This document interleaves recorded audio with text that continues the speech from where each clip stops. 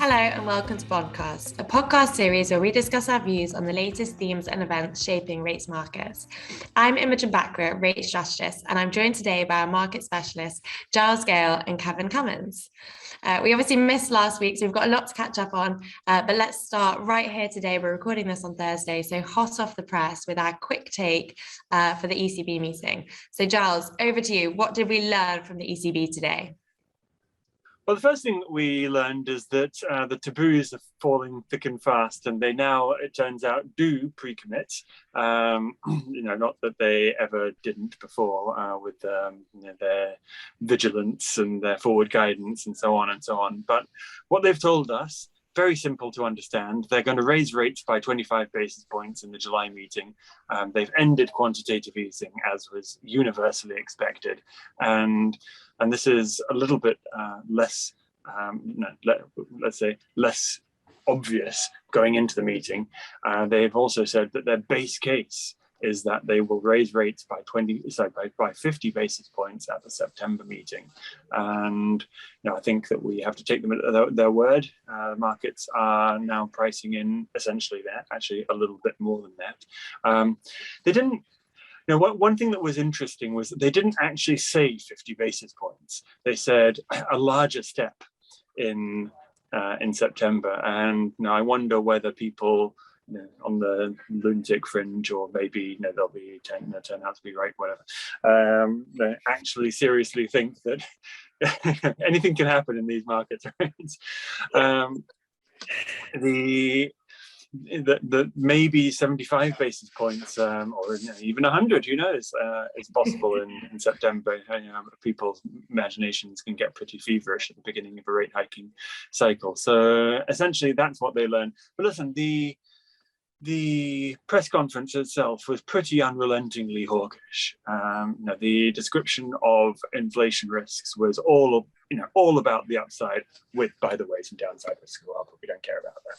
And then there was there was quite a lot of discussion, even in the introductory statement, about the potential that some of these would be long-lasting kinds of upside risks and so on. The core inflation rate projected at 2024 was significant. I'm going to get this wrong. I think they said 2.3%. Now that is a significant overshoot. The headline at 2.1, also an overshoot. And finally, there was nothing except for promises that they will do enough if and when the time comes. Of course, we're all looking at each other going, when's the time going to come if it's not now?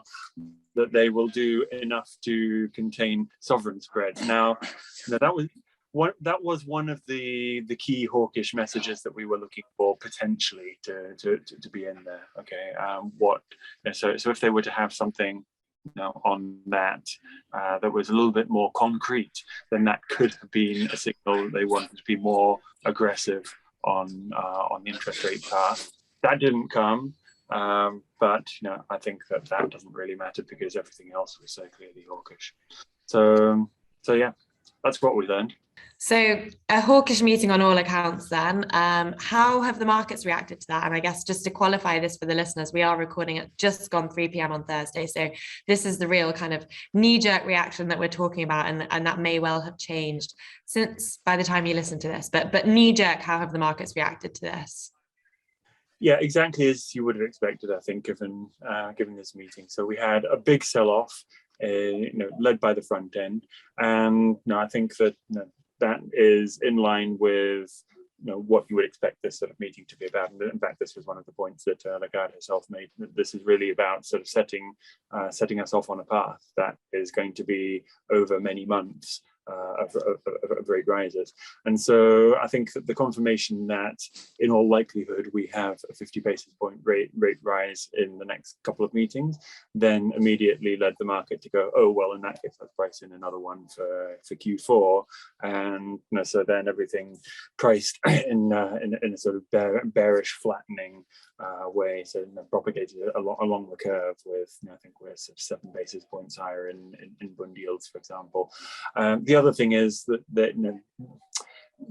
sovereign spreads really didn't like the fact that they hadn't prepared anything specific on tools or sort of new language around their sensitivity on sort of or reinvestments and that sort of thing. And so we saw about sort of 10, 12 basis point widening in BTP Bund spreads in the 10-year area, which brings us back to about 215, something like that in basis point terms.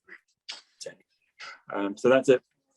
I guess for both of those then, just as a final question on I guess thinking about core yields and peripheral spreads, 10-year BTP Bund spreads, let's say, how much further do you think they have to go? Because, even in just the last couple of days, we've had a huge sell-off, in total across global fixed income. But, we're recording this and 10-year Bund yields are 143 or somewhere around that. 10-year BTP Bund spreads have widened quite significantly. So where do you stand on both of those? We've long been bearish. Listeners will know we long held that 1% target, and we got through that a while ago. How much further do you think there could be in this sell-off?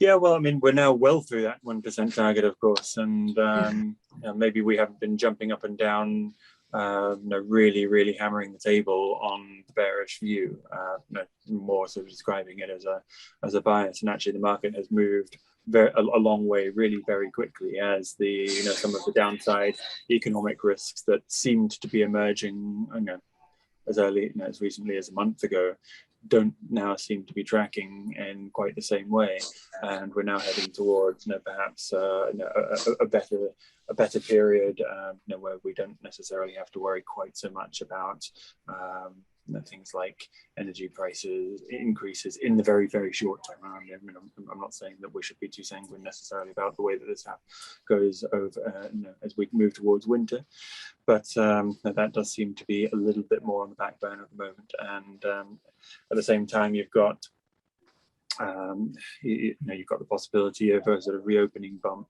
in services in the euro area as well.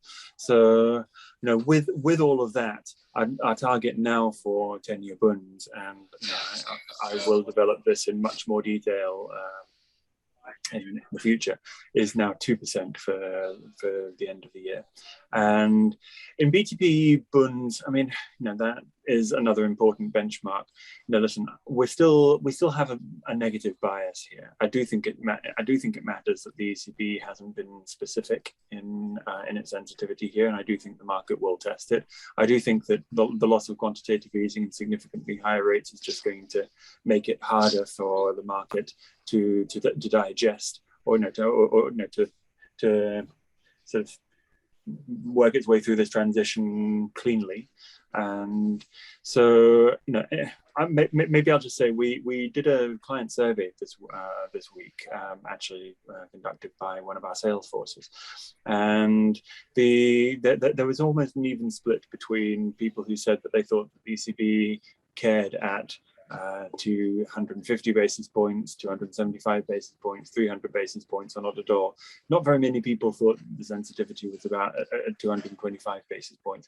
I think that 225 is where investors might start to start taking a little bit more notice, despite the fact that the ECB doesn't obviously have their back. But I think that is still, well, I mean, we retain this bearish bias in for the time being. Let's just leave it at that. Okay, that makes sense. It seems crazy. Well, not given what we know now, but just to think 6 months ago, we were talking about a 10-year yield target on 10-year bunds of positive 0.5%. And actually, we were laughing this morning that when we set that at the end of last year, every meeting that we went to, we had to clarify that we meant positive 0.5% and not negative 0.5%. And here we are now talking about. We were laughed at. Yeah. No one's laughing anymore. How quickly things change. How quickly things change. All right, thank you, Giles. So let's move over to the US then, because as ever, the ECB is not the only central bank in town. And next week we will get Fed and Bank of England meetings. We're luckily joined by Kevin today, our chief US economist. So Kevin, perhaps you can just run through kind of high level what your kind of overall expectations are for the Fed next week and how that compares to what the market's thinking about it. Sure. Yeah. I mean, as always, at the end of every quarterly FOMC meeting, we'll get a whole package of information. So we'll get the FOMC statement, the policy statement, updated economic projections, and then the updated dot plot, which obviously the market is going to really be honing in on for some guidance on future path of policy through the remainder of this year and into next. That'll all come out at 2 p.m. Eastern Standard Time. And then, of course, like every FOMC meeting, the chair will follow up with a press conference 30 minutes later at 2:30. I think the main takeaway from this meeting is there's no reason yet to ease off the brakes. The Fed remains very focused on inflation. Of course, this recording is prior to the May CPI report, which we'll get tomorrow morning. And barring any sort of really dramatic difference than expectations, it's likely to show a pickup in the month-to-month reacceleration in core CPI. We did have a little bit of moderation in April, and we expect it to be back to where the trend was prior to that. So I think the Fed's going to be really focusing on inflation for the time being. That's their primary focus. And I think the message is going to be sort of what it's been for a few weeks now, where they want to potentially get to neutral as quickly as they can, as quickly as reasonably possible, or even go beyond. I mean, there was an article that Powell talked about in the Wall Street Journal that they need to see inflation coming down in a clear and convincing way. And that's probably something that we expect he'll reiterate in the press conference. And they're going to keep pushing forward until they see that. They want to see, they want to be able to have financial conditions at an appropriate place where inflation is coming down, and they're going to get to that point, and without any sort of hesitation, I think is going to be the main message from that. So, it's widely been advertised that they're going to go ahead and hike another 50 basis point supersized rate increase next week, and then the base case is that they go at that bigger size again in July. So the market's going to be really focused on those dots to see the path. Yeah, so you mentioned those dots, and you think that that's going to show 50 and 50, and then what beyond that? What will kind of be the key message from the dot plot that you'll be looking out for? Yeah, I think obviously this last time we had a dot plot was back in March, so a lot has changed since then. And they've picked up the urgency to act expeditiously, has kind of worked its way into the Fed's lexicon. So, it's a shift from that kind of measured pace that was expected, say, as of March. But now, obviously, you've gone ahead and you did 50 last month, and then you're doing another 50, presumably on Wednesday. And then all indications, the base case is another 50 on July. And that's, a very telegraphed signal from the Fed. I can never, going back in all my years of watching the Fed, I've never seen this sort of clarity as to, the near-term expectation. Now, obviously, if things change in their forecasts in the coming weeks, that, July may not be 50, but I think it's the base case for now. But in any case, I think the base case at the Fed is to perhaps go with a little bit more measured pace at the remaining 3 meetings of this year. So we could see, a step down in the size of hikes. But, just last week, Fed Governor Brainerd really threw some cold water on the idea that Atlanta Fed President Bostic mentioned about potentially pausing and taking off a meeting. And she very much was in lockstep with Powell's message that they're just going to keep going and they're going to, keep pushing forward, I think is going to be the message. So the dot plot is very likely, I think, to show a rate hike at the remaining 3 meetings, which coincidentally is in line with where we have had the Fed ending this year. So we're going to see, going from 1.875 year-end forecast as of March to 2.625 by the end of this year now in their June estimate. With the Fed acting more aggressively now, I think the dot plot could potentially see that being the peak in the terminal rate. Back in March, they presumably had, they in their dot plot did show rates as high, at least in the range of rates as high. It was 2.75% for next year and the year after. So relative to where they were in March, it's likely to come off a little bit. But I think it's likely to show a tighter cluster of forecasts. Recently, Bullard was out saying that he wants to get to 3.5 by the end of this year, but then he could envision maybe cutting by the end of next year or early 24. And I would expect he's probably at the peak for this year's dot, but those will come down for the remaining 2 years. And perhaps somebody like Waller, who generally is in step with Bullard's views and shares very similar outlook to policy, could potentially be another guy who may expect some easing in 23 or 24. So I think the range of forecasts will be a little bit tighter and there's a little bit less dispersion in out years. But so I think the market will be looking for any sort of one of the questions presumably in the press conference will be what will it take to dial that back, that 50 basis point, and he's likely to point to the data and focus on inflation. And as I said, if they see that the inflation is starting to moderate here by the time of the September meeting, then maybe they'll dial it back a little bit. Just as you're getting closer to neutral, which is according to the latest estimate, 2 3/8, you're probably less inclined to go in those big steps. But initially, at least for the first 150 basis point rise, I think that's pretty much baked in the cake now. Yeah, that makes a lot of sense. So you mentioned it there, and also, when you were speaking earlier, that this is obviously one of the quarterly meetings where we get not only the dot plots, but also the updated forecast or the summary of economic projections. Are you obviously, since we last had that, as you say, a quarter ago, kind of concerns around growth have increased, but also around still rising inflation have increased as well. So how will they kind of square that circle, if you like, and will those concerns around the downturn in growth but still very high inflation be reflected in their updated projections, do you think? Yeah, and I think tomorrow's CPI report will not necessarily change their outlook, but it'll certainly work its way into, if need be, into the tone of the statement and the tone that Powell chooses to use in the press conference.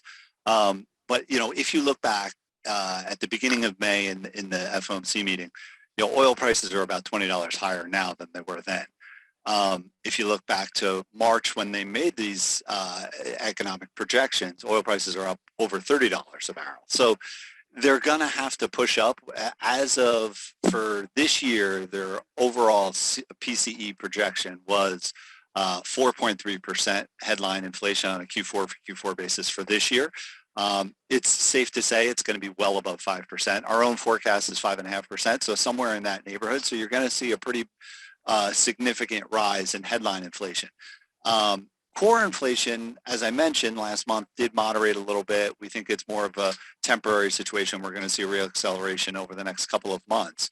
But I think the argument to raise their forecast, which was pretty aggressive from the Fed relative to their December estimate, they made a huge upward revision to March. And I think the case is probably less compelling that they actually changed that. So as of now, they have 4.1 by the end of this year, and that seems about right. We're at 4%. So I don't think they're going to change their core forecast, which, from a central banking perspective, the core is, at least in the near term, what they're really focused on, not so much of energy and food prices, but it's going to be consistent with the idea that their focus remains on inflation, including headline inflation, obviously, in the near term. And going out years, that probably doesn't have to change all that much. But I think in the near term, inflation is going to be raised. Now, on the other side, as you mentioned, the data have been a little bit more mixed. I mean, the labor market still seems very strong. You could see a little bit of a downgrade in the statement with regard to the characterization of job growth. Last time out in May, they said it was robust. The trend there, while last Friday's employment report was very strong, the trend has suggested some moderation, even though it's still growing well above its pre-pandemic level. So I wouldn't be surprised to see a little bit of a downgrade there in the statement, but the statement doesn't need to change all that much. However, their growth forecast for this year definitely needs to be marked down. I mean, they were at 2.8% on a Q4 over Q4 basis for this year.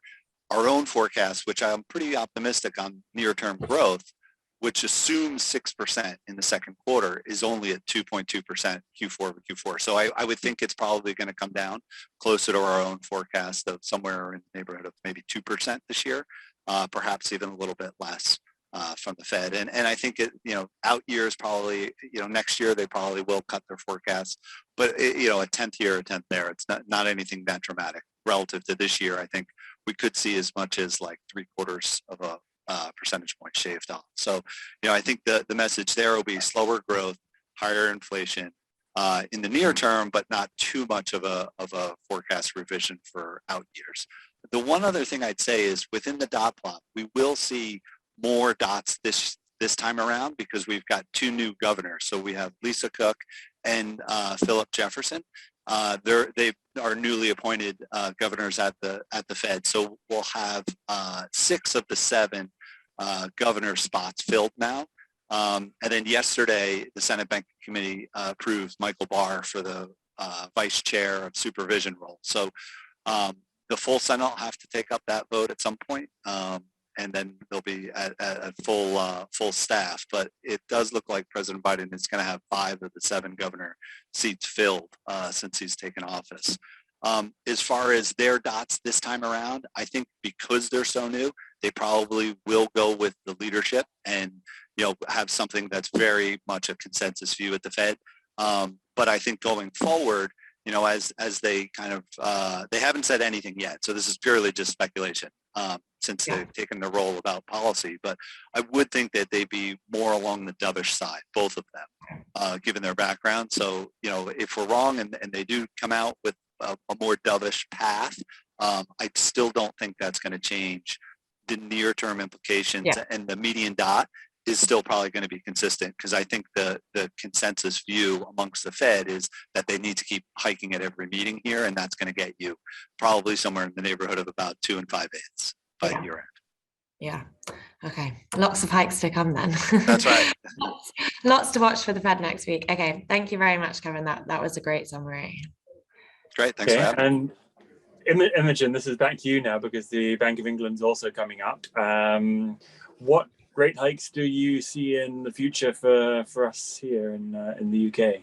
I know, I feel a little bit disappointed following you and Kevin because this is not a kind of NPR report or NPR meeting rather for the Bank of England. And I don't think we're going to get anything anywhere near as exciting as we might have had today from the ECB and next week from the Fed. There's no kind of updated forecast. We're not really expecting really updated guidance on bank rates. So I think it's likely to be the kind of most non-event, although probably famous last words, and they're going to hike like 50 basis points or something now. But that's not our base case. I know we didn't catch up on Bondcast last week, but we did speak the week before, which I think was just after the kind of fiscal stimulus delivered by the UK government, where we talked about the fact that we might be updating our bank rate call off the back of that. And avid readers of our notes will know that we have now updated that bank rate call officially. So we're looking for a 25 basis point hike next week at the June meeting. And then one additional 25 basis point hike in August. And then we've added in, so that was always kind of our risk case for this year anyway. But we've also added in 2 additional hikes next year, which will take bank rate up to 2%, we think, by kind of the middle of next year. So I think this meeting, given we've already had the kind of updated forecast at the last meeting, and back then, if you remember, the Bank of England kind of revised their forecasts in a pretty pessimistic way. They pushed up and further out their inflation peak. They revised up their expectations for wage inflation and down the participation rate. So I think the data really since then has probably evolved in line with their updated projections. And therefore, the only kind of new news is this fiscal stimulus, which we do think probably at the margin adds impetus for tighter monetary policy, and hence we've added on this additional hike this year and 2 more next year. But I don't think it's likely to come with really any updated guidance, particularly around the direction of how much further tightening is required. They said at the last meeting, some further modest tightening may still be required. And I think that language is still kept the same. I also think probably the votes will be watched quite closely, because if you recall last meeting, there were 3 votes for a 50 basis point hike. We actually think it could be a 3-way split this time. So you get 2 for no change, 5 for 25 basis points, and then 2 on the hawkish side. And that represents a dovish shift in that whilst there's still, some members calling for a 50 basis point hike versus 25, that's gone down from 4 back in the February meeting, 3 in the May meeting, and now 2 in the June meeting. So although there is that kind of hawkish wing of the policy committee that are calling for 50 basis points, it's getting less and less, we think. And the August meeting will then be key for how they kind of deliver the guidance for future rate hikes. But next week in particular, I think is likely to be fairly uneventful. Okay. And on the quantitative easing side, then, we're not expecting anything on that either. Quantitative tightening. Sorry, slip of the tongue. Quantitative tightening. Many years of QE to erase from our brains there. Yeah, QT. I mean, so they told us back in May that they would report back in August. So I wouldn't expect to hear anything at this June meeting. I don't think that even in August we might hear anything particularly concrete. If you look at the kind of how they've announced the operational details for the corporate program, that's taken them a long time to work through. They surprised announced that they would begin corporate QT back in February. Then with the May meeting, we got a kind of high level operational announcement, which didn't contain much detail at all. And they promised to come back in August with more detail on how this would work, and then for sales to begin at the end of September. So I guess from start to finish, and in terms of announcement to actually selling, that's taken a good 6 months. And I don't see why it would really be any quicker on the sovereign side either. So even when they come back in August, the language in May was careful that this was coming back in August on a decision of whether to commence bond sales or not at a future meeting. And so I don't expect real operational, the kind of nitty gritty of how QT is going to work in terms of how the auction process might be designed in terms of the size and the pace, the buckets, all of that kind of thing. In August, I think this will just be a kind of much more high level than that. And then they will report in a later month, I think November, around when active sales could begin, and most likely not until 2023, we don't think. So no updated guidance next week, but there's really nothing that we've heard of late, either in speeches, in interviews, in our conversations with the Bank of England, that would make me think that anything has kind of changed against our base case. Still think that 50 billion of active sales a year is a reasonable pace, and reasonable from a few different lenses, from the fact that it shrinks the balance sheet on a reasonable time horizon. We think it reverses that pandemic QE over the next kind of 4 years. I think that 50 basis points of active selling is enough that the market could digest that without too much of an unwarranted tightening in financial conditions, particularly at the long end of the curve. And also it is a pace that wouldn't incur too severe losses for the Bank of England, which ultimately imply losses for the Treasury that have to be funded by gilt issuance. So, we've been doing a lot of work in the background on, how fast QT could be, and with what's kind of associated bank rate rises and yield moves, that would mean that the APF or the Bank of England lose so much on their gilt holdings that the Treasury ultimately have to fund, that they might feel deterred from doing QT at a particular pace. But actually, in our kind of reasonable base case scenario, where you see 2 more rate hikes this year, 2 more next year, perhaps an associated 50 basis point kind of upward parallel parallel shift in the yield curve and 50 basis points of active sales a year on top of the natural rundown of the portfolio. Those kind of losses, and well, we think that implies a loss of around 80 billion over the next 10 years. So, on average, 8 billion a year that may well need to be funded by additional gilt issuance. I don't think that's meaningful enough that it would deter them from doing QT on that kind of a scale, particularly in the scenario that we're in at the moment, in relative to overall gilt issuance per year, and particularly from today's standpoint, where we think that gilt issuance is likely to be revised upwards at least once over the rest of this year and probably for the years to come, given the OBR's kind of slightly over optimistic forecast, we think in the spring statement that will need to be revised by autumn. All right, cool. I think we've had a fairly long Bondcast today, so let's hold that there. We'll come back next week where we'll obviously have lots to catch up on, how the markets really digested the ECB meeting, and obviously we'll be reviewing the Fed and the Bank of England, and I'm sure in these markets there'll be loads else between now and next week. So thank you, Kevin. Thank you, Giles, for joining me. Just a reminder to our listeners, if they like today's episode, don't forget to hit the like button and subscribe so you can listen to the latest episodes as soon as they're available. Thanks. See you next week.